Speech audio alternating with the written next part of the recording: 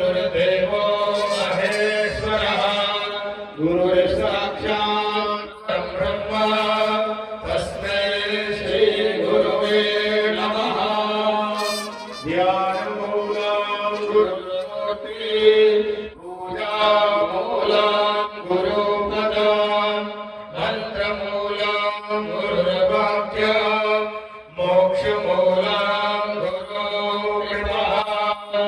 अखण्डमण्डलाकारं व्याप्तं येन चराचरं तत्त्वं दर्शितं येन तस्मै श्री गुरुवे नमः। श्री सद्गुरु चरण कमलेभ्यो नमः। कस्तु प्रीतिलतं ललाटले वक्षस्थले कौस्तुभा नासाग्रे परमौक्तिकं करतले वेणुकरे कङ्कणं सर्वाङ्गे हरिचन्दनं सुललितं कण्ठे च मुक्तावली गोपास्त्री परिवेशितो विजयते गोपालचूडामणि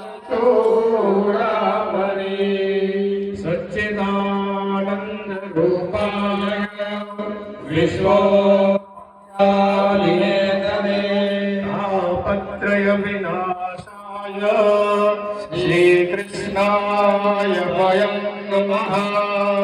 कृष्णाय वासुदेवाय हरये परमात्मने प्रणतक्लेशनाशाय गोविन्दाय नमो नमः। पुराणपुरुषोत्तमाय नमः।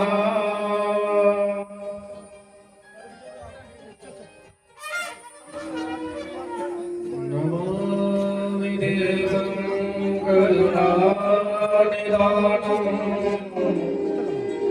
त्वमानवजनसुहृदावतारम् अपारसंसारस्रोतसेतुं नमामि भगवत्स्वरूपम्।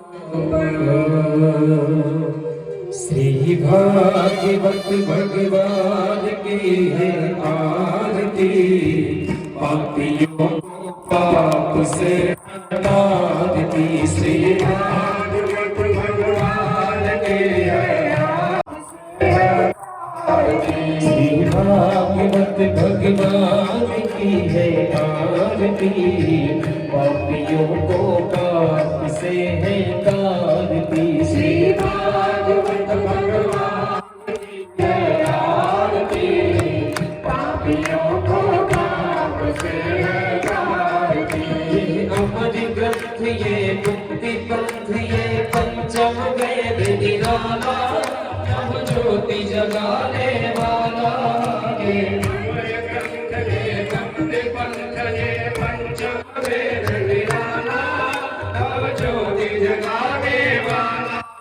हरि नाम यही हरि धाम यही, हरि नाम यही हरि धाम यही, हरि नाम यही हरि धाम यही, हरि नाम यही हरि धाम यही। यही जग मंगल की आरती, पापियों को पाप से है तारती। श्री भागवत भगवान की है आरती, पापियों को पाप से है तारती। शांति गीत पावन पुनीत पापों को मिटाने वाला, हरि दर्श कराने वाला। ये शांति गीत पावन पुनीत पापों को मिटाने वाला, हरि दर्श कराने वाला। ये सुख करनी ये दुख हरनी, ये सुख करनी ये दुख हरनी, ये सुख करनी ये दुख हरनी, ये सुख करनी ये दुख हरनी। श्री मधुसूदन की आरती, पापियों को पाप से है तारती। श्री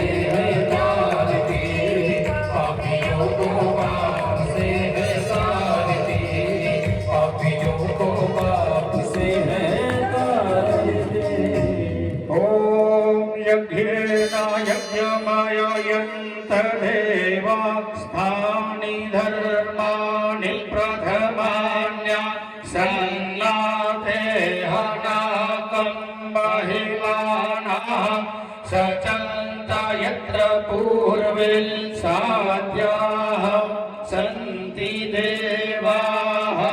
ॐ कृष्णरूपाय विद्महे पञ्चमवेदाय धीमहि तन्नो भागवता प्रचोदयात्। नानास्वन्ति पुष्पाणि यथा कालो भवानि च पुष्पाञ्जलि मया दत्त गृहाण परमेश्वर। मंत्र पुष्पांजलि समर्पयामि। बोलिए श्री स्वामी जी महाराज की जय, गुरुदेव भगवान की जय, भागवत महापुराण की जय। ओम नमः पार्वती पते हर हर महादेव।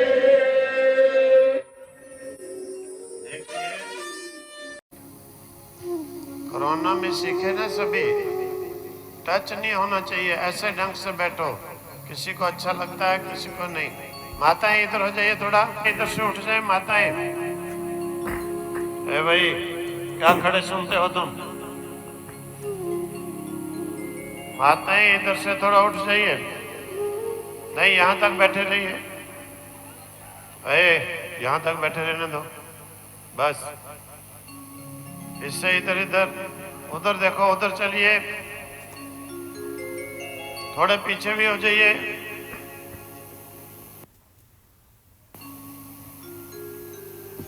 आगे लड्डू ज्यादा नहीं मिलेंगे, सबको बराबर मिलेंगे।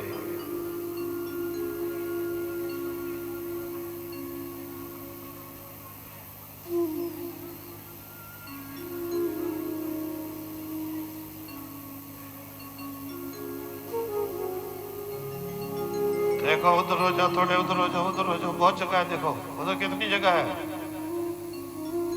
क्यों गिचड़ बिचड़ करके बैठते हो? आराम से बैठो। ए माताएं, आगे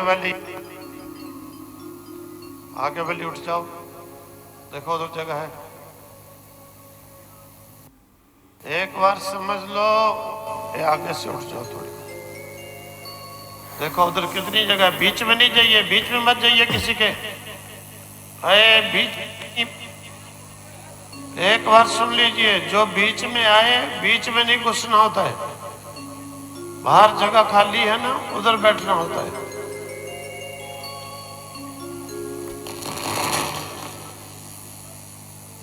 ओ भाई, और ठहर जाओ तुम लोग।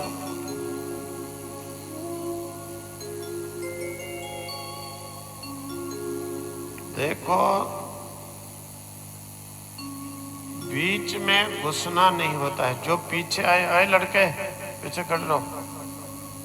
पीछे आए तो पीछे बैठना होता है, बीच में नहीं घुसना होता है। दूसरे सुनने वाले को भी डिस्टर्ब।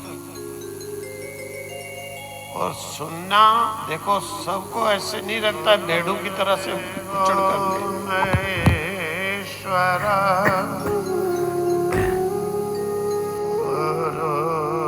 साक्षात परम ब्रह्म तस्मै श्री गुरवे नमः। तस्मै श्री गुरवे नमः। कृष्णं नारायणं वन्दे कृष्णं वन्दं द्वैपायनं वन्दे कृष्णं वन्दे कृतासुतं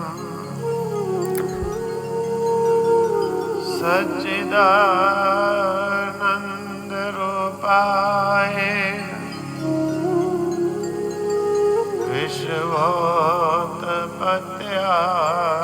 विश्वोत्पत्त्यादिहेतवे तापत्रय विनाशाय श्रीकृष्णाय वयं नमः। श्रीकृष्णाय वयं नुमः तेऽहं सदा परिभवग्नमभीष्टदोहम् तीर्थास्पदं शिवरञ्जिनुतं शरण्यम् प्रत्यारतिहं प्रणतपाल भवाब्धिपोतम् वन्दे महापुरुषते चरणारविन्दम् वन्दे महापुरुषते चरणारविन्दम्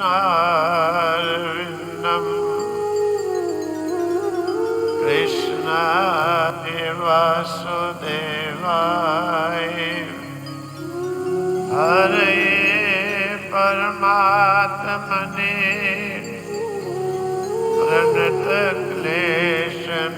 प्रणतक्लेशनाशाय गोविन्दाय नमो नमः गोविन्दाय नमो नमः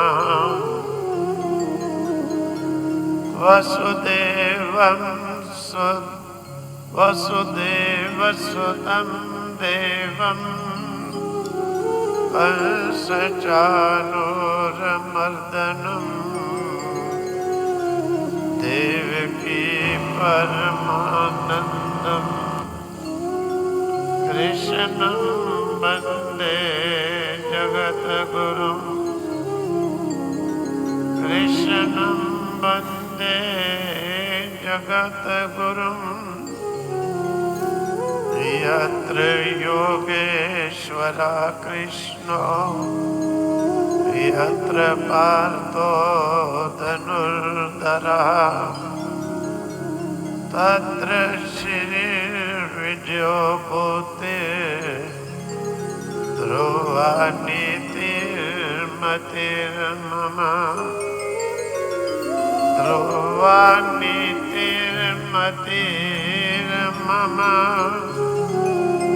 बोलो नंद कंद भगवान की जय। हे गोपाल राधा कृष्ण गोविंद गोविंद हे गोपाल राधा कृष्ण गोविंद गोविंद हे गोपाल राधा कृष्ण गोविंद गोविंद हे गोपाल राधा कृष्ण गोविंद गोविंद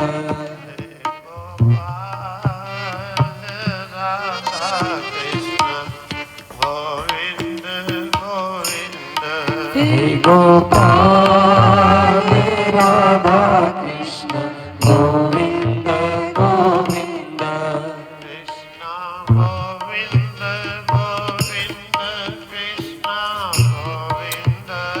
गोविंद कृष्ण गोविंद गोविंद कृष्ण गोविंद गोविंद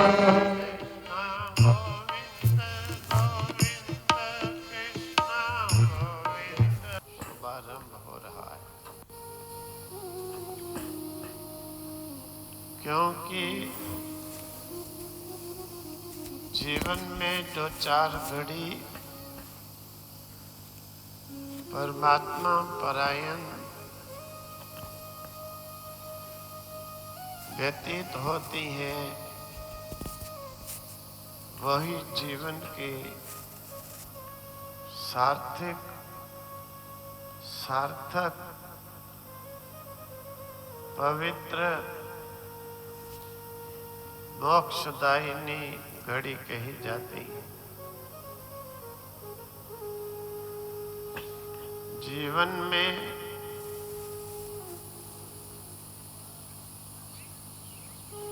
कलयुग के जो विचार जो सोच, जो संसार का विस्तार, अनेक प्रकार के विषयों के चिंतन, भोगों की कामनाएं, पदार्थों की इच्छाएं, दिन रात अर्थ लोलुपता, जो कि हमारे इहलोक परलोक दोनों का ही नाश कर देती है। वो इतनी विस्तृत है कि 100 साल आयु बिताने पर भी मनुष्य की कभी तृप्ति नहीं हो पाती। 100 साल की आयु बिताने पर भी मनुष्य को तृप्ति नहीं होती है। फिर भी मरते दम तक इच्छाएं बनी रह जाती हैं कि मैंने ये नहीं किया, ये नहीं किया, ये मेरा रह गया, ये मैंने भोगा नहीं, ये मैंने पाया। और उन इच्छाओं के कारण अंतमति सोगति, जैसी हमारी अंतिम गति होती है, सोच होती है, जो हमारी अंतिम थिंकिंग्स होती है, उसी के अनुसार हमें आगे जन्म भी लेना पड़ता है। यहाँ पर बड़ा अच्छा जन्म मिला, मानव थे, जो कि बहुत स्वतंत्र, इंडिपेंडेंट, बहुत से दुखों को निवारण करने में, बहुत से उच्च लोकों को प्राप्त करने में ये मानव देह समर्थ है। यहाँ से स्वर्ग भी जा सकते हो अच्छे कर्म करके, वैकुंठ भी जा सकते हो, गोलोक, शिवलोक, इंद्रलोक, सूर्यलोक, जहाँ जहाँ जैसी इच्छा करते हो, मोक्ष तक भी प्राप्त कर सकते हो। और किसी शरीर में ये आप लोगों को अधिकार नहीं मिलेगा। 84 लाख योनियां हैं, 84 लाख मनुष्य योनि सबसे अलग है, निराली है, समर्थ है। और कहा है, जंतु नाम नर जन्म दुर्लभ मता, ये इतनी आसानी से नहीं मिलती है। यहाँ पर लगता है कि नहीं, मनुष्य जीवन दूसरे शरीरों के जन्म की तरह नहीं, दूसरे सब शरीरों के जन्म पाप योनि है,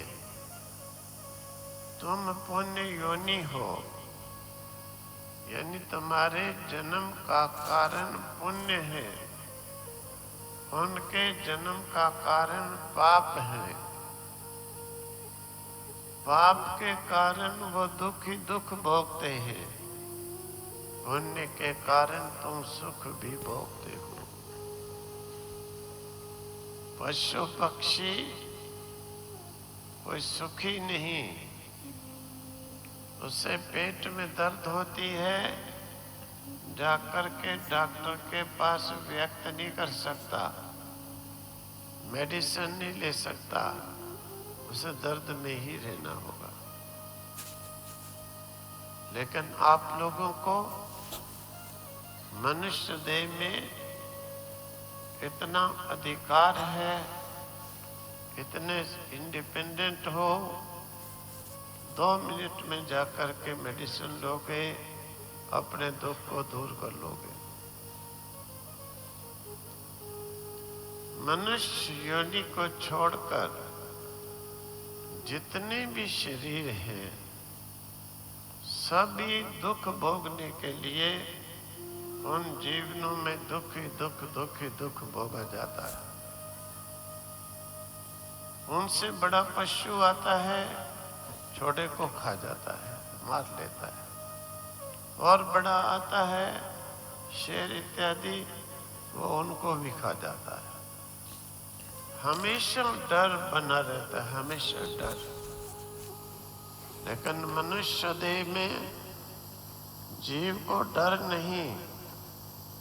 इसे तो अमृत कहते हैं। ये अमृत पान करके अमर हो सकता है। अरे बच्चे कौन हल्ला कर रहे हैं यहाँ? है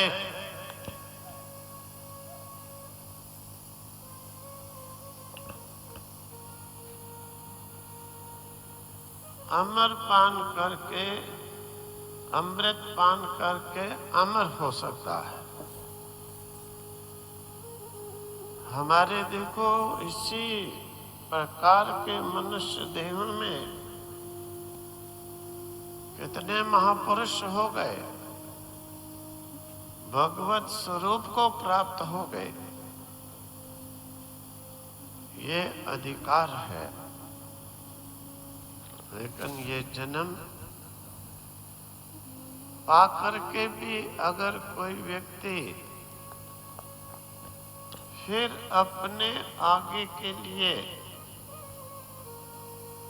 परलोक के लिए, उस लोक के लिए शुभ कर्म रूपी उपाय नहीं करता है, समझ लो अपने ही पांव कुल्हाड़ी से काट रहा है। हमें विचार करना चाहिए, समझना चाहिए, चिंतन करना चाहिए। क्योंकि इसी श्रीमद् भागवत में कितने राजा लोग, ऋषभदेव राजा थे, भरत जी राजा थे, अंग राजा थे।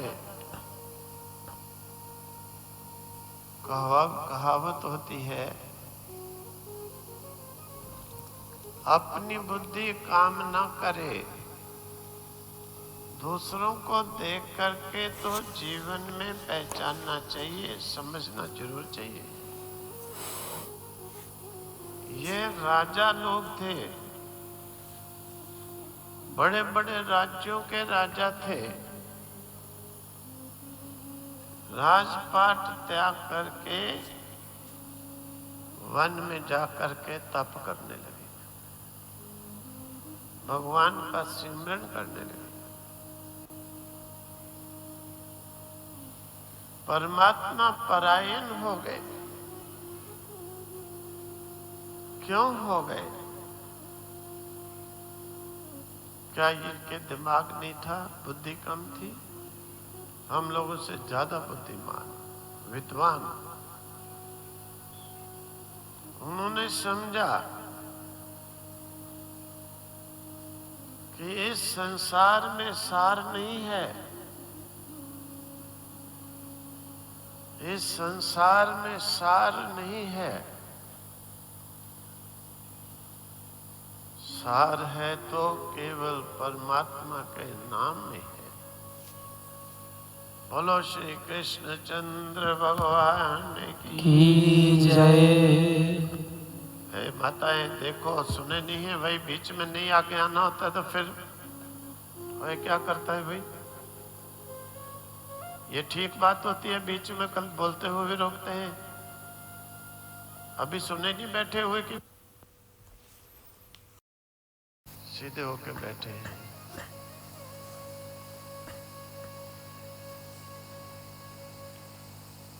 तुम लोग भी अच्छे बनो कि नहीं? नहीं बनना है? चलो 7-8 दिन है, देखते हैं।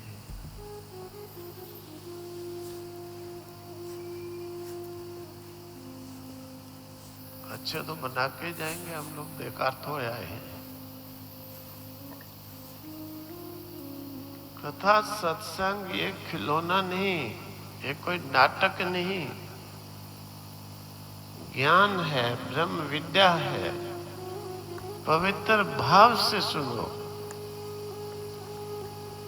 पवित्र विचार से सुनो। ये कहानियां जब बस नाच नूच के गा के चले गए, ये नहीं है। पवित्र भाव से, पवित्र विचार से, कल्याण के विचार से। तो इस श्रीमद् भागवत में मुख्य परीक्षित जी श्रोता हैं, सुखदेव जी महाराज वक्ता। सुखदेव जी से पहले भी वक्ता हो गए। ब्रह्मा जी के मुखारबिंद से नारद जी ने सुना, सनकादियों ने सुना, सनकादियों से नारद जी ने भी सुना, पहले भी नारद जी ने सुना। इस प्रकार से परंपरा। और परीक्षित राजा को शाप मिला है कि 7 दिन में तुम्हारी मृत्यु हो गई। और शापित व्यक्ति जो होता है, उसे जो साथ देता है, उसे जो साथ देता है, उसका जो अन्न खाता है, उसे जो मदद देता है, उसे भी शाप स्पर्श कर जाता है। शाप का दोष उसे भी स्पर्श करता है। लेकिन सुखदेव जी महाराज ने कहा, हम परीक्षित शाप नहीं तुझे मोक्ष दिलाएंगे।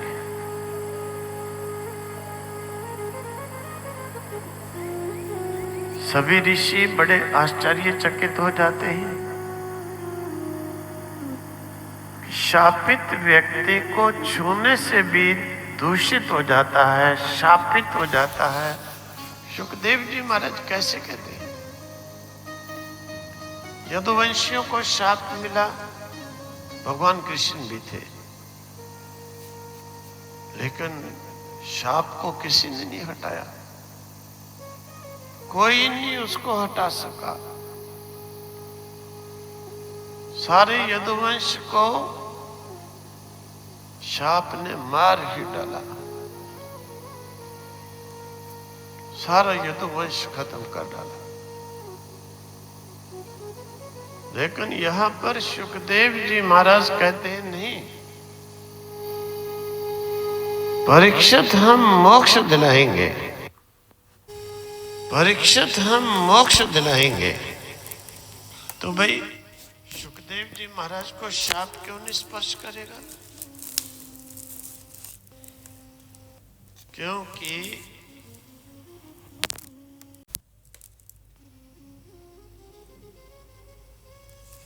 ब्रह्म ज्ञानी है, आत्म ज्ञानी है,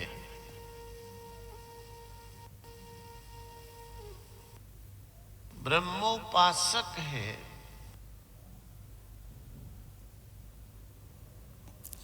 ब्रह्म ज्ञानी आत्म ज्ञानी को शाप, ताप, पाप, शाप ताप पाप तीनों ही नहीं लगते। कहते हैं ये कैसी बात है, सारे यदुवंश को शाप लग गया और सुखदेव जी महाराज को क्यों नहीं कुछ भी।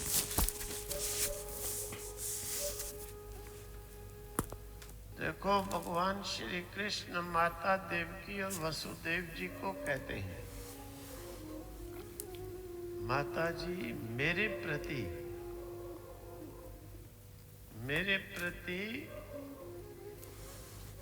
पुत्र बुद्धि रखने से आपको कुछ नहीं बनेगा।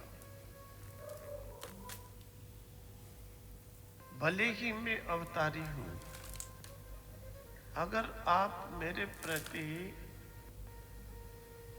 पुत्र बुद्धि रखोगे, अवतार बुद्धि भी रखोगे, तो भी आनंद नहीं आएगा, मेहनत सफल नहीं होगी।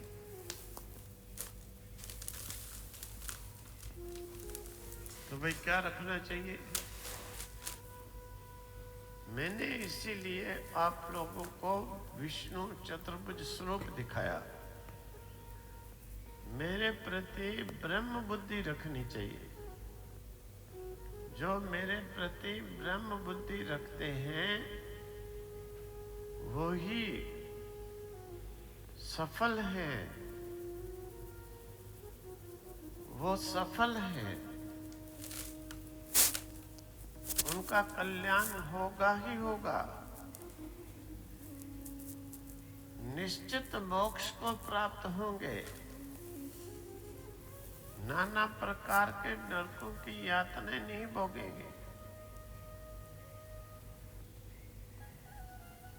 सुखदेव जी महाराज ब्रह्मोपासक हैं, आत्मज्ञानी हैं।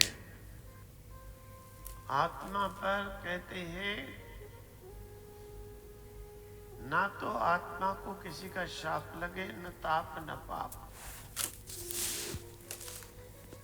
इसीलिए सुखदेव जी महाराज राजा परीक्षित को, अच्छा ये बात भी समझनी चाहिए कि राजा परीक्षित को सुखदेव जी क्यों कहते हैं। बाकी भी सबको कह सकते, क्योंकि राजा परीक्षित की भगवान श्री कृष्ण के चरणों में एकदम श्रद्धा निष्ठा समर्पित भाव। भगवान श्री कृष्ण के चरणों में अत्यंत प्रीति थी, अत्यंत।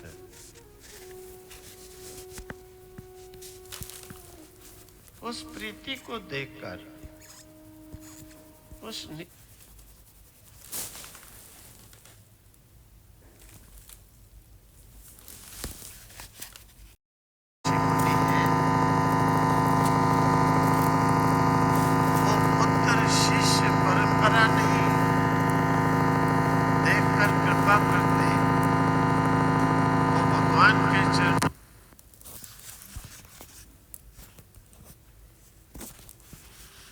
में भी ये दोष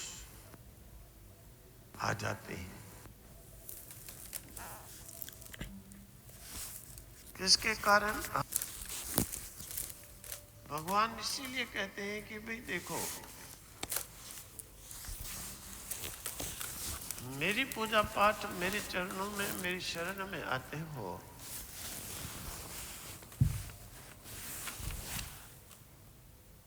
ठीक है, लेकिन समस्त दोषों की निवृत्ति के लिए, समस्त जो दोष है उनकी निवृत्ति नहीं, क्योंकि उनकी निवृत्ति के लिए मेरी उपासना, मेरी पूजा, मेरे प्रति भाव रखने से तो कईयों को और ज्यादा दिमाग चढ़ जाता है।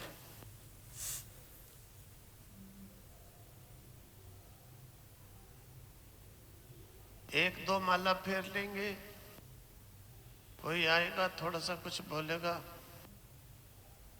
है संभल कर बोलना, शाप दे दूंगा, भस्म कर दूंगा। तो दो माला फेरने वाला भी कह देता है। हाँ, जो दो माला भी नहीं फेरता, खाली टिक्का लगा के बैठता, वो भी कह देता है।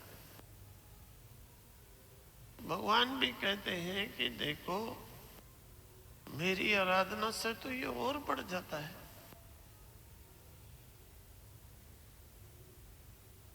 तो फिर महाराज इसकी समाप्ति कहाँ होगी? इसकी समाप्ति श्री कृष्ण कहते हैं स्वयं गुरु के चरणों में जाकर समस्त दोषों की निवृत्ति होती है। मेरी आराधना से अभिमान बढ़ जाता है, अहंकारी हो जाता है। मैं बड़ा तपस्वी हूं, मैं बड़ा शक्ति वाला हूं, रिद्धि सिद्धि मिल जाती है और दिमाग खराब हो जाता है। उन रिद्धि सिद्धि को निरर्थक, बेकार, गलत जगहों पर उपयोग शुरू कर लेता है। तो मेरी उपासना से दोष की निवृत्ति नहीं, गुरु के चरणों में जाकर के वहां पर नतमस्तक होता है, तो वहां पर समस्त दोषों की निवृत्ति हो जाती है। वो भी कब? जब गुरु स्वयं भी इस तत्व के विचारक हों। तो अगर गुरु भी कहे, गुरु स्वयं ही दोषों को लाते हों, फिर तो वो कहेंगे भाई कोई बात ही नहीं है।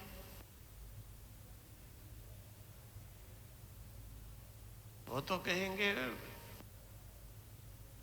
दोषी व्यक्ति आया तो और ज्यादा खुश होंगे। एक माता थी, वो कहती है हमारे घर में गुरुजी आए। गुरुजी आए तो वो तो भक्तानी है, वो तो किसी मां श्राप हाथ नहीं लगाती है। गुरुजी कहते घर वाले को शाम पड़ गई, भाई ले आओ बोतल बोतल ले आओ, मुर्गा मुर्गा बनाओ। तो कहती मैंने कहा गुरुजी आप गुरु हो, आप ऐसे स्वयं पाप कर्म करोगे, मुर्गा खाओगे, बोतल पियोगे, तो फिर शिष्यों का कल्याण कैसे करोगे? वो कहती है, गुरु आगे से कहता है खान खसमा को मरण जान मैनू की लेना, मैनू तो लियाओ दक्षिणा मेरी और मेरी बोतल लियाओ और मैं तो मुर्गा लियाओ। मैंने की लेना, कल्याण कल्याण से है, जान जिथे जान।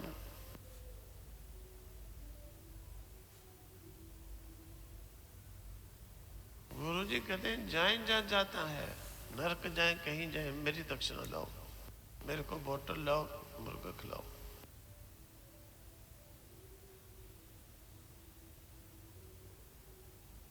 फिर कहती मेरे पे गर्व होने लगे, तुम मेरे को क्यों कहती है ऐसे? तो भाई गुरु में भी अगर ऐसी बुद्धि होगी तो गुरु तो कहेंगे और पाप करो और मुर्गे काटो, मेरे को खिलाओ, तुम भी खाओ और बोतलें पियो और कपट छल छिद्र चोरी करो। कृष्ण जी कहते हैं कि देखो इस प्रकार से नहीं, समर्थ गुरु के शरण में अगर गुरु लालची नहीं होगा तत्काल तुम्हें बोलेगा। तुम करो या ना करो, ये तुम्हारा काम है। गुरु बोलेगा ये पाप है, ये दोष है, ये अभिमान तुम मत करो, ये अभिमान तुमको मारेगा, ये अभिमान तुमको नीच गति देगा, नरकों के नरक में पहुंचा देगा। बाकी समझने वाला समझे, नहीं समझता है तो क्या, वैसा ही। लेकिन वहां पर जाकर के समस्त दोषों की उत्पत्ति का हेतु अहंकार नष्ट होगा। इसीलिए सुखदेव जी महाराज के चरणों में परीक्षित जी का शाप भी मोक्ष के रूप में बदलेगा। बोलो श्री कृष्ण चंद्र भगवान की जय। अब कहते हैं सुखदेव जी महाराज की स्तुति के लिए उनका थोड़ा वर्णन करते हैं। यम प्रव्रजंत मनुपेत मुपेत कृत्यम द्वैपायनो विरह कातरया जुहावा पुत्रेति तन्मयतया तर्वो विनेदुस् तम सर्वभूत हृदयं मुनिमानतोऽस्मि तम सर्वभूत हृदयं मुनिमानतोऽस्मि। ऐसे सुखदेव जी महाराज को नमस्कार करते हैं। आगे भगवान के स्वरूप का थोड़ा वर्णन कर लेते हैं कि भगवान कहते किसे हैं। हाँ जी। बहुत लोग जो हैं, कोई कहता है ब्रह्मा भगवान है, कोई विष्णु बड़े भगवान है, कोई कहता है रुद्र बड़े भगवान है, कोई कहता है शिव बड़े भगवान है, कोई कहता है कृष्ण बड़े भगवान है, और कोई कह देते हैं इन सब को छोड़ करके और भी नए नए भगवान पैदा कर लेते हैं।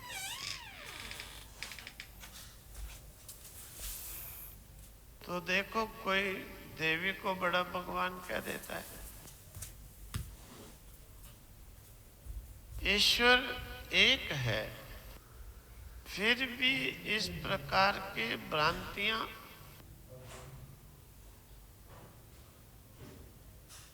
कईयों के अंदर अज्ञानता के कारण ये चीजें होती हैं।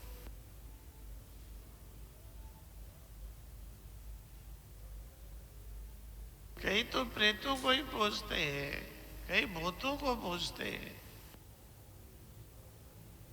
मेहनत उनमें भी उतनी होती है, मेहनत भगवान के पूजने में भी उतनी ही होती है, लेकिन फल भगवान का फल भगवान होगा, प्रेतों का फल प्रेत बनेंगे। श्री कृष्ण गीता में कहते हैं भूतों को पूजने वाले भूतों को प्राप्त होते हैं, पिशाचों को पूजने वाले पिशाच बनते हैं, यक्षों को पूजने वाले यक्ष बनते हैं, देवों को पूजने वाले देवता बनते हैं, लेकिन मुझे पूजने वाले मुझे प्राप्त होते हैं।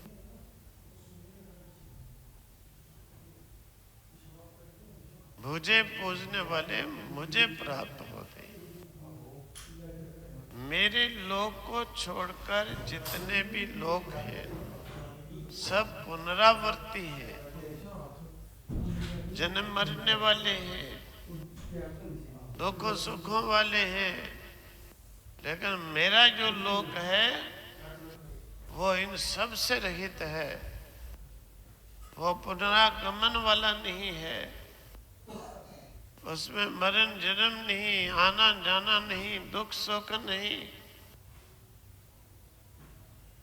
फिर भी अज्ञानी लोग देखोगे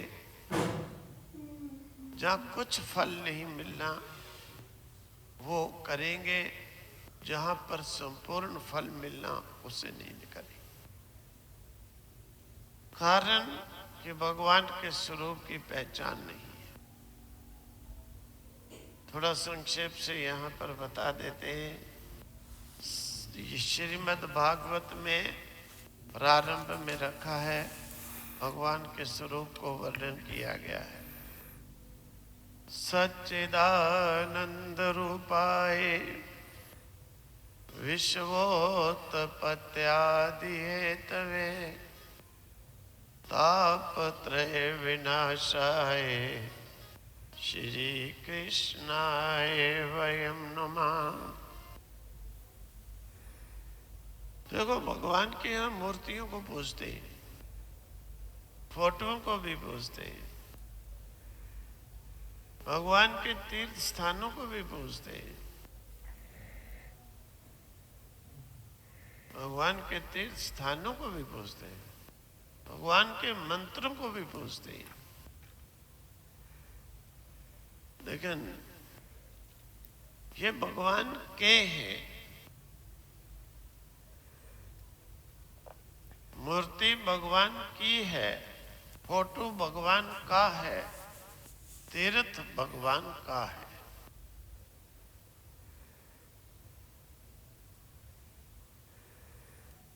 और भगवान में अंतर है। भगवान की मूर्ति को पूजने से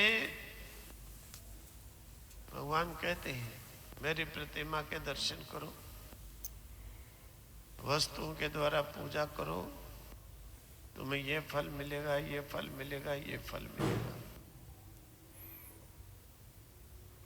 श्रीमद् भागवत में भी लिखा है, शिव पुराण में भी लिखा है, शिवलिंग को अक्षत से पूजा करो, धन मिलेगा, कमलों से पूजा करो, लक्ष्मी की प्राप्ति, तिलों से पूजा करो, दोषों की निवृत्ति, शत्रु की निवृत्ति,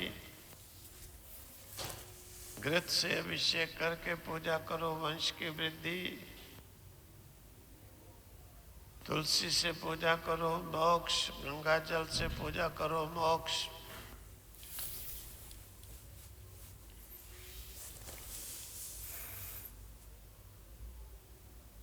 पूजा से ये मिलेगा, लेकिन कहीं पर भगवान ने ये नहीं कहा कि इनकी पूजा से मैं मिलूंगा।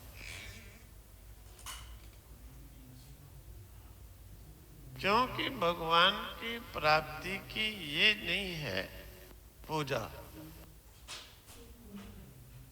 वो गीता में 50 जगह पर कहा, श्रीमद् भागवत में कहा, मेरी प्राप्ति किससे होती है? मेरी प्राप्ति इस ब्रह्म विद्या के द्वारा मेरी पूजा करने से मेरी प्राप्ति होती है।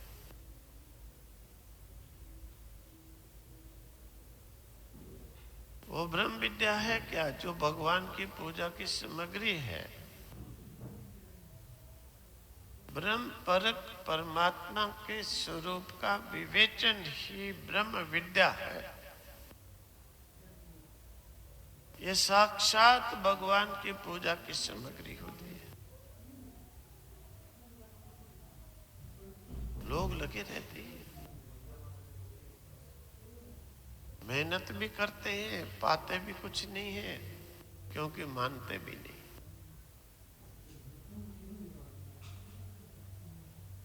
मानते भी नहीं, तो कहते हैं लगे रहने दो उन्हें। भगवान कहते हैं उनको मत हिलाओ, लगे रहने दो उधर ही। लगे लगे लगे, जब हार जाएंगे, थक जाएंगे, फिर कहेंगे हाँ अब हम समझते। अनेक जन्म बीतने पर समझेंगे। अगर किसी कृपालु की कृपा हो जाए कि वो समझा दे तो एक ही जन्म की भी जरूरत नहीं है। एक जन्म की जरूरत है नहीं। अपि चेत सुदुराचारो भजस्व मामनन्य भाग साधुरेव समन्तव्य सम्यक व्यवसितो ही सा। एक क्षण में ही काम हो जाता है। एक क्षण में ही तकदीर बदल जाती है।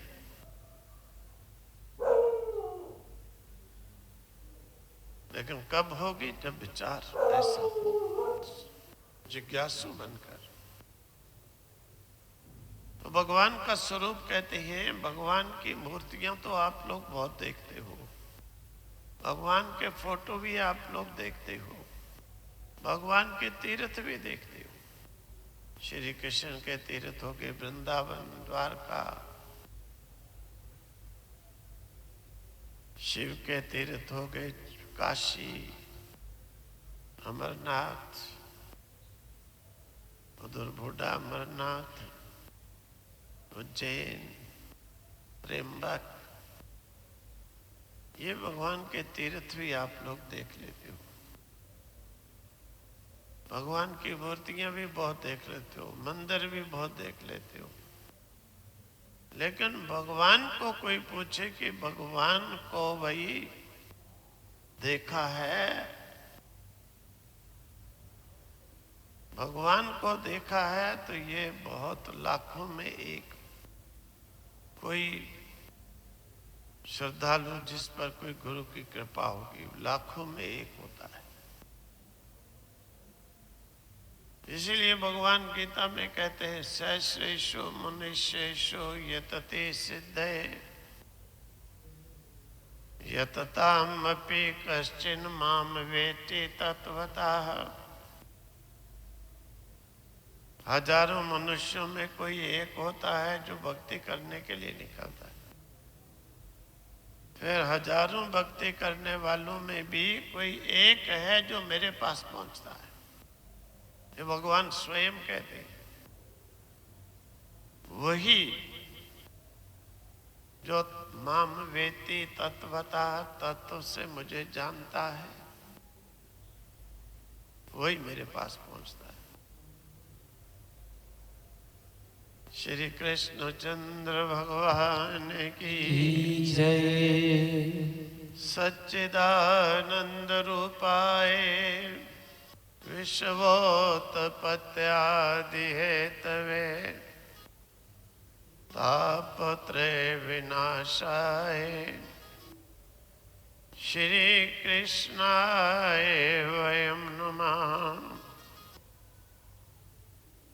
कहते हैं देखो, भगवान का स्वरूप है सत चित आनंद स्वरूप। भगवान का जो स्वरूप है सत चित आनंद स्वरूप भगवान का स्वरूप है। अब सत्य किसे कहते हैं, चित्त किसे कहते हैं, आनंद किसे कहते हैं? जो सत्य है, जो चित्त है, जो आनंद स्वरूप है, वो परमात्मा है। अब सत्य क्या है, चित्त क्या है, आनंद स्वरूप क्या है? कहते हैं सत्य वो है, संसार में तो लोगों को कहो कि सत्य क्या है, कहेंगे जो आंखों से दिखता है। जो आंखों से दिखता है उसी को कहते हैं यही सत्य है ना, सामने दिख रहा है, ये मनुष्य दिख रहा है, पेड़ दिख रहे हैं। लेकिन शास्त्रकार कहते हैं कि भाई ये कभी भी सत्य हो ही नहीं सकता जो आंखों से दिखता है। जो आंखों से नहीं दिखता है वो सत्य होता है। तो कहते हैं ऐसे होगा कैसे, हम पहचानेंगे कैसे, और ये सत्य क्यों नहीं है? क्योंकि देखो, ये मनुष्य का जो शरीर है आज दिखाई दे रहा है, जन्म से पहले ये था कुछ भी नहीं। मरने के बाद इसका कुछ रहेगा? कुछ भी नहीं। जो जन्म से पहले भी नहीं है, मरने के बाद भी नहीं रहेगा, ये कभी सत्य नहीं हो सकता है। त्रिकाला अबाधितम सतम, तीनों कालों से जिसका बाद न हो उसको सत्य कहते हैं, वो परमात्मा है। यानी जो प्रेजेंट में, जो पास्ट में, जो फ्यूचर में बदले नहीं, एक जैसा रहे, वो परमात्मा है। तो सारी चीजें संसार में छानबीन करोगे, कोई भी चीज ऐसी नहीं मिलेगी कि जो उत्पत्ति से पहले भी रहे, उत्पत्ति के बाद में रहे और फ्यूचर में भी रहे। एक ही चीज रहेगी, हमारी जो आत्मा है, हमारी आत्मा आज भी है। हमारे शरीर का जन्म नहीं हुआ था तब भी थी, हमारे शरीर की मृत्यु होगी, जला देंगे, उसके बाद भी रहेगी, उसके बाद भी रहेगी।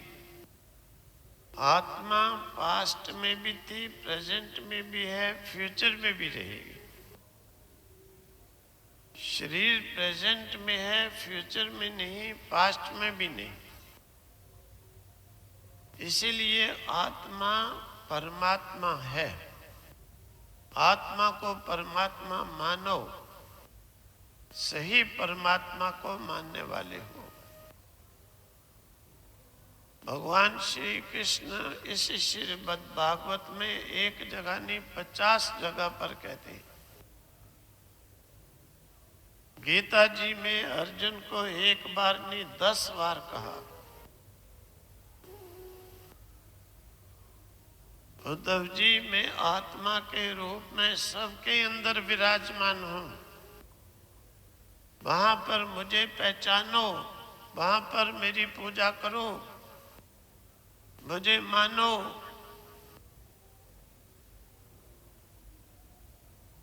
ये आत्मा सत स्वरूप है और आत्मा से अलग परमात्मा भी नहीं। इसीलिए सत स्वरूप आत्मा को जो परमात्मा मानता है, सच्चे परमात्मा को मानता है, सही परमात्मा को मानता है। नहीं मानता है तो परमात्मा तक नहीं पहुंचा है। दूसरा लक्षण कहते हैं परमात्मा का चिद स्वरूप। चिद चैतन्य। चैतन्य क्या है? जो चेतन है वो परमात्मा है। जो चेतन को परमात्मा मानता है, सही परमात्मा को मानता है, सच्चे परमात्मा को मानता है। उससे अगर अलग मानता है तो सही को नहीं मानता है। तो कहते चेतन कहते किसको? चेतित, जो स्वयं स्वतंत्र,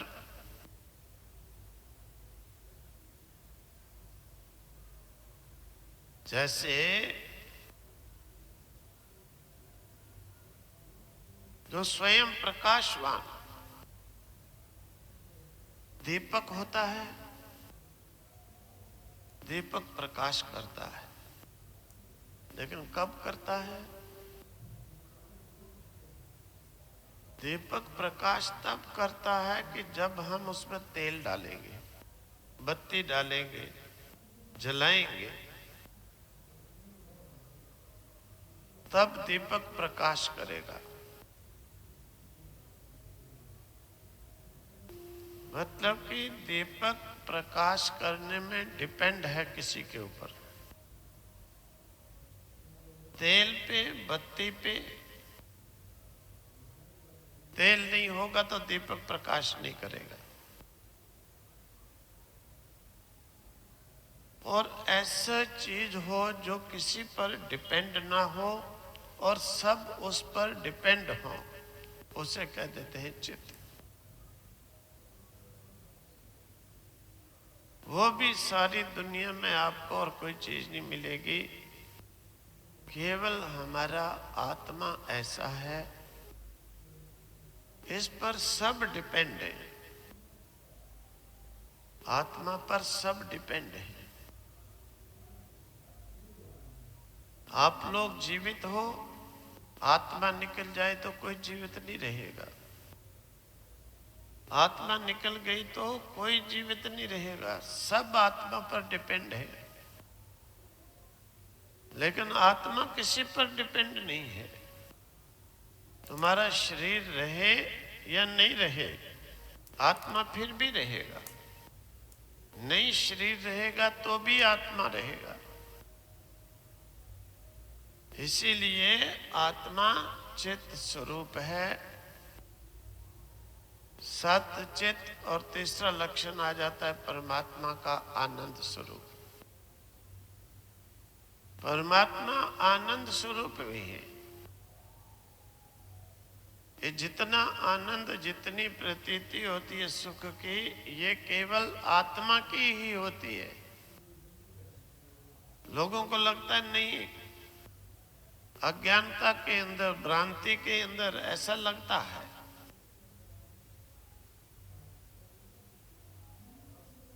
समझो जैसे किसी को पुत्र हुआ, बड़ा खुश होते हैं, ढोल बजाते हैं, मिठाइयां बांटते हैं, ये खुशी आनंद। किसमें? पुत्र में। पुत्र में नहीं है आनंद। पुत्र का वही शरीर अगर कहीं हो ना ऐसा, पुत्र की मृत्यु हो जाती है, आत्मा निकल जाती है। आत्मा निकल जाती है तो पुत्र तो पड़ा है वहां।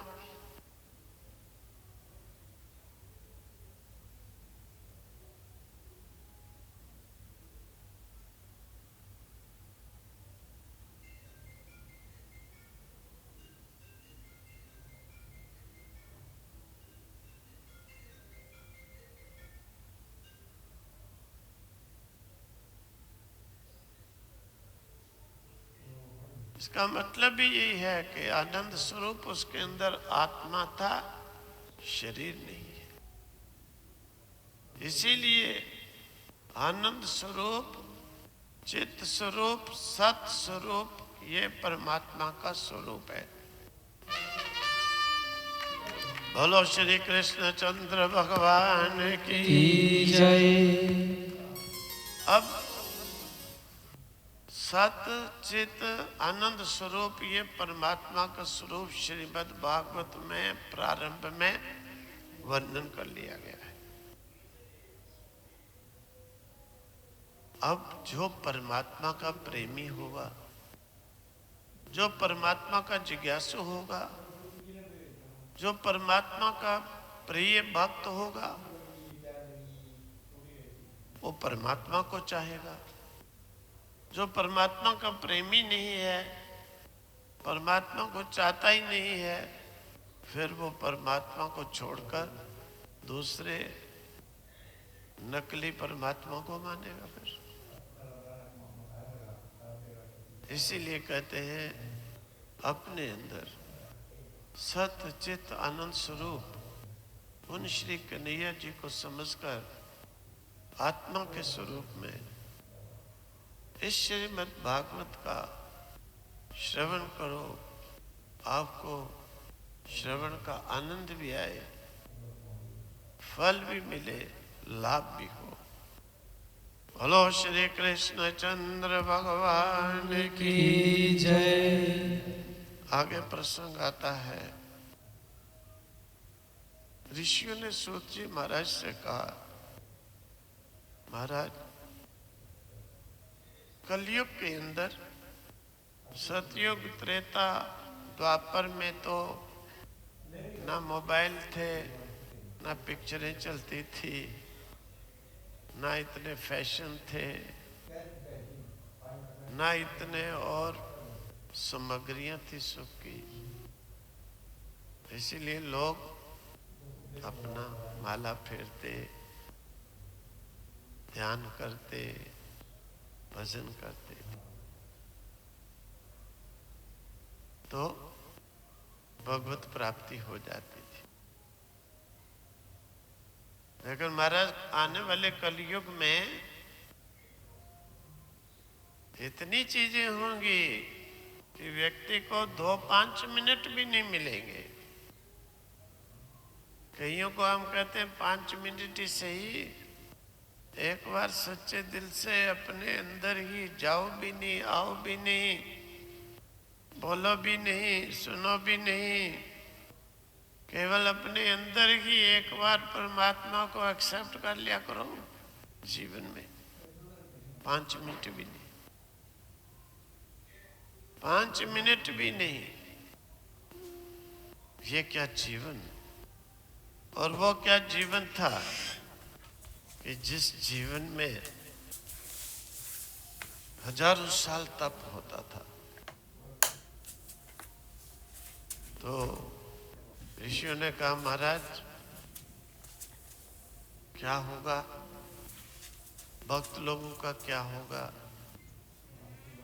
सूत जी कहते ऋषियों मैं बताता हूं। मेरे गुरुदेव एक बार राजा परीक्षित को जब कथा सुनाने के लिए बैठे, महात्म्य वर्णन कर रहे थे, तो उस समय क्या हुआ, वहां पर जो है आ गए देवता लोग, अमृत का कलश लेके आ गए, बड़ी खुशी के साथ आ गए।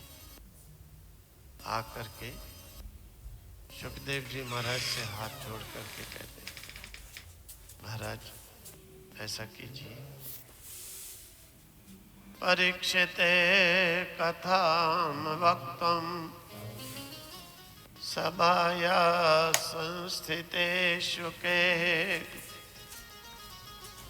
जब सुखदेव जी महाराज राजा परीक्षित को सुनाने के लिए सभा में बैठे थे, उस समय आकर देवताओं ने कहा सुधा कुंभम प्रयच्छस्व। महाराज जी अमृत का कलश आप लीजिए और हमें जो है इसके बदले में ये कथा रूपी अमृत दे दो। हम इसे ले जाएंगे श्रीमद् भागवत को स्वर्ग में, देवताओं को पान कराएंगे। तो कहते हैं सुखदेव जी महाराज ने उस समय देवताओं की हंसी उड़ाते हुए कहा क्वा कथा क्वा सुधा।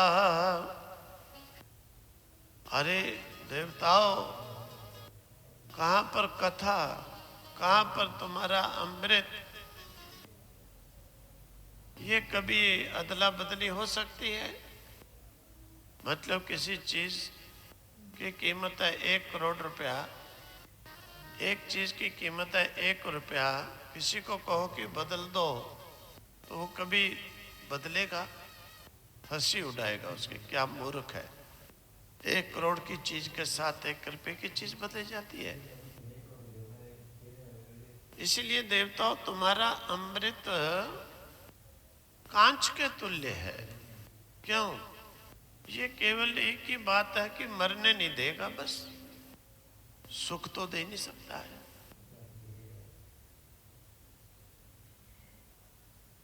सुख तो दे नहीं सकता है।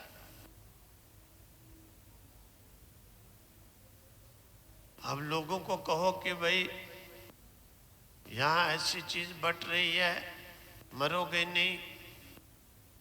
मैं कहता हूं टूट पड़ेंगे एक दूसरे के ऊपर ही,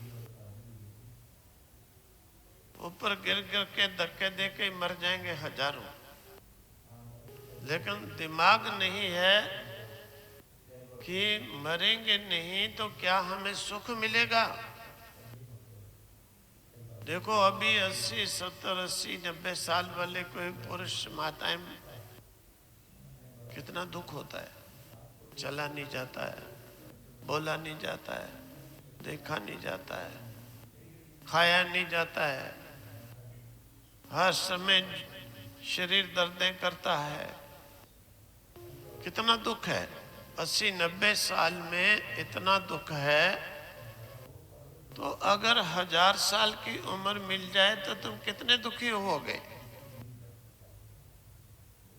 1000 साल की उम्र मिले तो कितना दुखी होगे।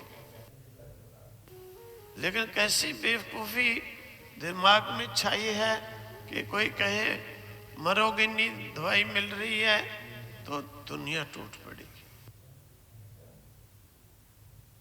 ये नहीं सोचा कि 90 साल में हम इतने दुखी हैं, 1000 साल की अगर आयु मिल जाएगी तो हम कितने दुखी होंगे। कीड़े पड़ जाएंगे शरीर में, मरेंगे नहीं।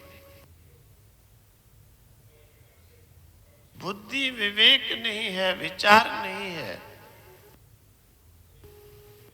उसके लिए हम दौड़ते मरते हैं, अपने दुख आप खरीदते हैं,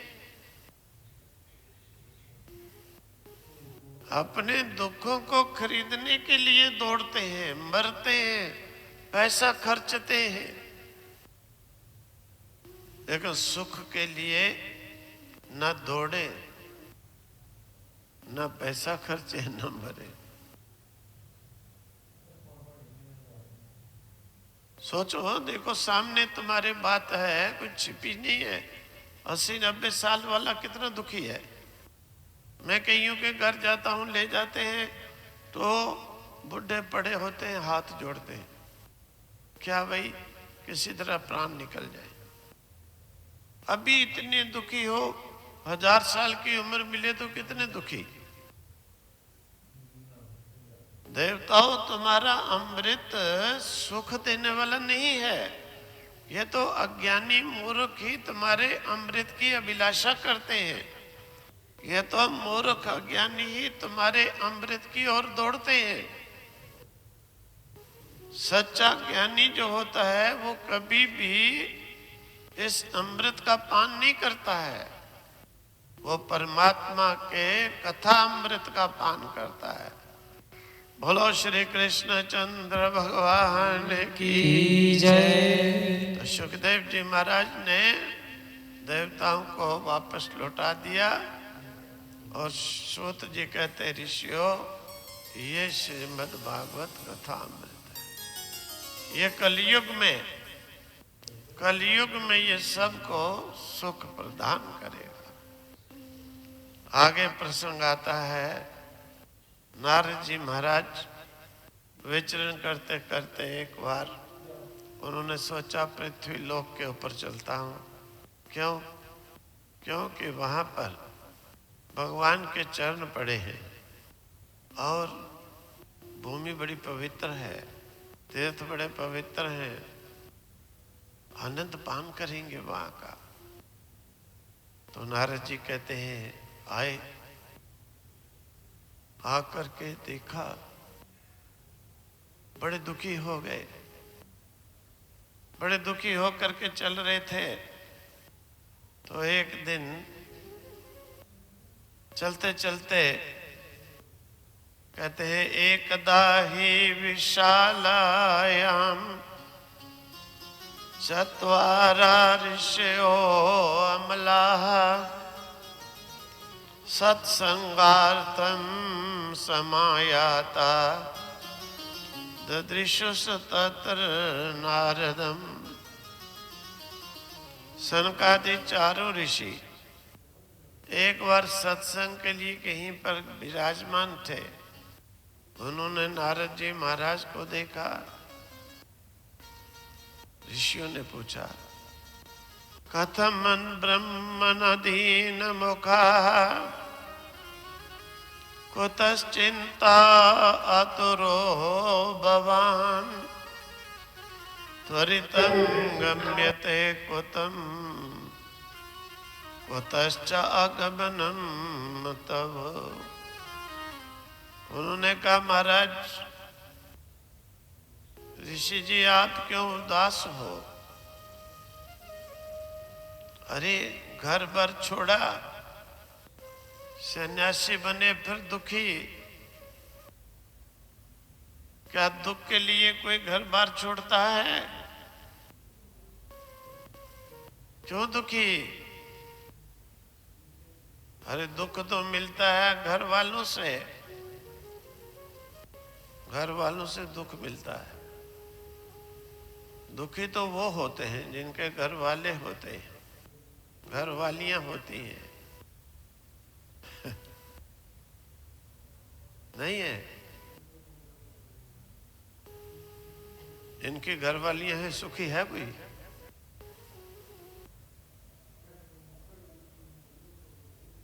कोई सुखी नहीं है। ये तो आप लोगों को बोलते नहीं है, हमको बताते हैं सब। जिनकी घर वालियां हैं कोई सुखी हो बता दे कोई? कोई सुखी नहीं। जिनके बच्चे हैं वो भी कोई सुखी नहीं। बच्चे की नौकरी नहीं लगी, दुखी। शादी को लेट हुए तो दुखी। बच्चा कहना नहीं माना तो दुखी। घर वाली कहनी नहीं मानी तो दुखी। दुखी दुखी। जो इनसे छूटा उस दुखों से छूटा। जो इनसे छूटा दुखों से छूटा। तो महाराज नारद जी आप इन सब से छूटे, फिर दुख कैसे? फिर कैसे दुखी? नारद जी ने कहा महाराज हम तो पृथ्वी या तो ज्ञात्वा सर्वोत्तममिति। महाराज मैंने तो सोचा ये पृथ्वी सबसे उत्तम लोक है, भगवान के चरण पड़े हैं, भगवान प्रकट हुए हैं, तो मैं इसीलिए बैकुंठ छोड़कर आया। यहां आकर के देखा महाराज इतने दुखी। सब तीर्थों पर यवनों ने अधिकार बना लिया, तीर्थों की पवित्रता खत्म। वहां पर भी नाना प्रकार के नशे, हिंसा, चपट, चोरी, सब कुछ। तो महाराज वहां पर मैं जा रहा था तो एक स्त्री को मैंने देखा। वो स्त्री मुझे देख करके जोर जोर से पुकारने लगी, भो भो साधो क्षणम तिष्ठ, क्षणम तिष्ठ, मचिंतामपि नाशय। हे साधो क्षण भर रुक जाइए महाराज, क्षण भर रुकिए महाराज, मेरी चिंता को दूर कीजिए।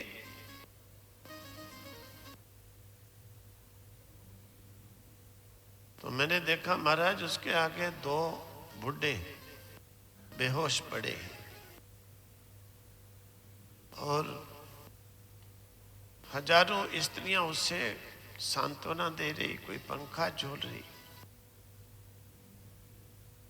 मैंने उससे पूछा कासित्वम काव्यमौ चेमां नार्या का पद्मलोचना वद देवी सविस्तारम स्वस्य दुखस्य कारणम। अरे देवी अपने दुख का कारण बताओ, तुम हो कौन ये भी बताओ। उसने कहा महाराज अहम भक्तिर इति ख्याता। महाराज मैं भक्ति के नाम से विख्यात हूं। और इमो ये मेरे दोनों बच्चे हैं, चिट्टे बाल हो गए, ऐसे कमजोर, आंखें बंद, बेहोश।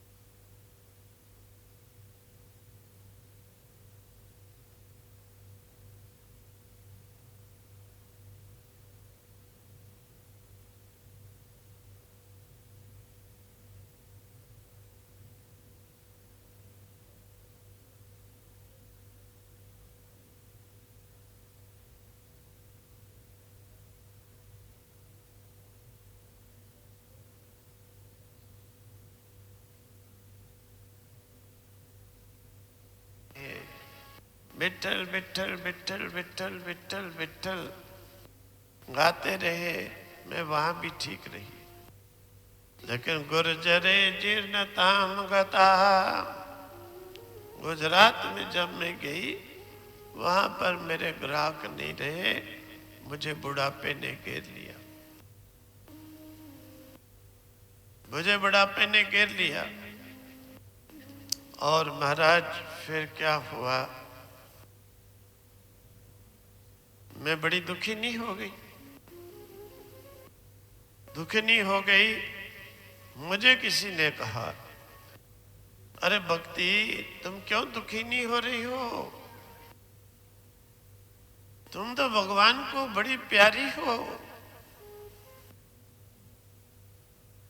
तुम अगर किसी बड़े चंडाल नीच व्यक्ति के घर चली जाती हो तो भगवान वहां भी दौड़े दौड़े आते हैं, भगवान वहां भी दौड़े दौड़े आते हैं। नीच व्यक्ति के भी अगर घर में भक्ति हो, चंडाल के भी अगर भक्ति हो, भगवान वहां भी दौड़े दौड़े आते हैं।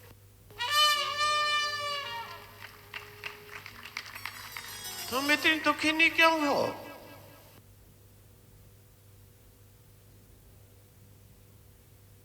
तो भाई क्या करूं, मैं बूढ़ी हो गई हूं, इस गुर्जर और गुजरात मेरा कोई ग्राहक ही नहीं। चलो वृंदावनम पुनः प्राप्य नवीनेव स्वरूपिणी, मैं गई वृंदावन। नारद जी में वृंदावन गई तो वहां पर तो मुझे मेरे बड़े ग्राहक मिले, हर एक मुख में राधे राधे कृष्णा कृष्णा। अब बहुत से लोग तो तुम लोग होके भी आए हो, वहां पर अगर ये नहीं कि पूजा पाठ करने वाला ही भक्ति करता है, राधे राधे कृष्णा कृष्णा बोलता है, जरूरी नहीं है। वहां जो जेब भी काटता है ना, वो भी ऐसे नहीं काटता है, वो भी कहता है पहले राधे राधे बोलो, फिर जेब काटता है। किसी के पर्स को भी काटेगा ना, पहले बड़े प्रेम से कहेगा बोलो राधे राधे, इधर से पर्स काट देगा। तो जरूरी नहीं है कि भगवान के लिए वहां पर जो भी कुछ भी करता है तो पहले तो भक्ति करता है, कराता है। इसीलिए भक्ति कहती है, महाराज मैं वृंदावन जब गई मेरे बड़े ग्राहक मिले, मेरे बहुत ग्राहक मिले, सब ही मिले, चोर ठग चतुर चालाक सब ही बिना राधे राधे कृष्णा कृष्णा के तो कोई काम ही नहीं करते। हमारे भक्त थे दो, मैंने उनको कहा भाई उतने पैसे लेके जाओ मंदिर जितने चढ़ाने या खर्चने हो। नहीं हम तो कोई बात नहीं, पर्स में है जेब में। कहते वृंदावन गए, बांके बिहारी के ऊपर से उन्होंने कहा राधे, सब हाथ खड़े किए, हमने भी किया, पीछे से जेब साफ, घर वाली का पर्स भी साफ, सोने के कंगन भी गए, 1 लाख भी गया, 50,000 उसके इसमें था वो भी गया। ऐसी रातें हुई। रात को ही हमको छोड़ने एक लड़का आया था पंजाब से, कहता 10 दोस्त थे, फॉरेन से भी आए थे, इकट्ठे होके गए वृंदावन, सबके पास आईफोन थे। देखो बात कैसी, कहता 10 थे हम लोग, जब बांके बिहारी में किया जोर से उन्होंने राधे राधे किया, 10 के आईफोन जो है सबके निकाल दिए, इतने में ही 10 के निकाल दिए। फिर हम लोग पीछा किए, वो देख करके लोकेशन कहते लगभग पता नहीं नोएडा तक पीछा किए, फिर वो घुस गए कहीं। तो भाई कोई भी करेगा, कुछ भी करेगा, भक्ति कहती है मेरे ग्राहक तो वहां बहुत मिले, चाहे चोर थे, चाहे लुटेरे थे, चाहे कुछ थे, पर मुझे तो पुकारते थे राधे राधे कृष्णा कृष्णा। तो फिर क्या हुआ भाई, बात ये हुई महाराज, मेरे ग्राहक मिलने से मैं वृंदावन जाकर एकदम हृष्ट पुष्ट हो गई, एकदम नवीने नया स्वरूप मिल गया मुझे नया स्वरूप मिल गया, एकदम यौवन नौजवान बन गई, हृष्ट पुष्ट हो गई। इसलिए नारद जी, मैं तो जवान हूं, मेरे बच्चे बूढ़े, ज्ञान वैराग, मेरे बच्चे हैं ज्ञान और वैराग, इनको वृंदावन में कोई नहीं मानता, ना तो ज्ञान को ना वहां वैराग, इसलिए ये बूढ़े रह गए। तो महाराज आप कृपा कीजिए, मेरे बच्चों की होश लाइए। तो पहले आप लोग वृंदावन थोड़े मानसिक विचार से चलो, एक भजन भी श्रवण कर लो, फिर आगे चलते। बोलो श्री कृष्ण चंद्र भगवान की जय। श्री वृंदावन बिहारी लाल की जय। श्री स्वामी जी महाराज की जय। मन चल वृंदावन धाम हो,